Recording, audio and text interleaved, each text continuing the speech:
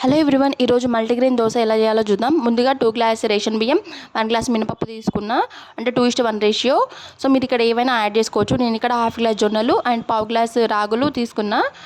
దీన్ని ఒక 6 to 7 hours నానబెట్టేసిన. దీనిలో కొంచెం మెంతులు, జీలకర్ర వేస్తే టేస్ట్ కూడా బాగుంటుంది, పిండి బాగా పులుస్తుంది. సో ఇలా వీడియోలో చూపిస్తున్నట్టు పిండి మెత్తగా రుబ్బుకోండి అండ్ ఓవర్ నైట్ నానబెట్టుకోండి. సో ఇప్పుడు పిండి అయితే బాగా పులిసిపోయింది. ఒక 12 అవర్స్ తర్వాత ఇప్పుడు దోశ వేసుకోవడానికి రెడీ అనమాట. మీ టేస్ట్ని బట్టి మీరు ఏవైనా యాడ్ చేసుకోవచ్చు. కందులు కానీ, పెసర్లు కానీ, శనగపప్పు కానీ, సో ఇట్లా ఏవైనా యాడ్ చేసుకోవచ్చు అనమాట. హెల్త్కి చాలా మంచిది.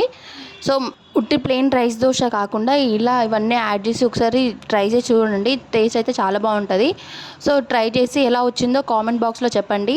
ఇంకేమైనా సజెషన్స్ ఇవ్వాలనుకున్నా నాకు కామెంట్ బాక్స్లో చెప్పండి. ఏమైనా డౌట్స్ ఉన్నా కామెంట్ బాక్స్లో అడగండి, నేను పక్కా ఆన్సర్స్ అయితే ఇస్తాను అనమాట. సో మీ సజెషన్స్ కూడా నేను తీసుకుంటా. మీరు ఖచ్చితంగా నా ఛానల్ సపోర్ట్ చేస్తారనేసి అనుకుంటున్నాను నేను. Thank you for watching.